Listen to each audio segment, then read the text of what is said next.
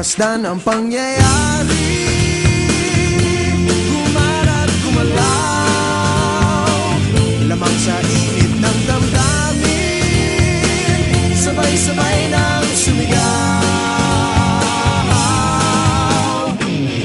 Kilos kabataan, oras natin to makialam, makijama, kilahok. Kilos kabataan, buhay natin to, ang mundong tinadnan tayo magpatakbo.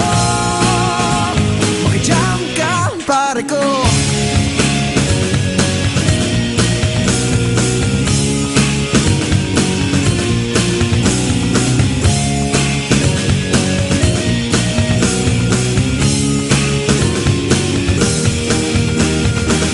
Gusto ko mang makiisa sa paglutas ng mga problema.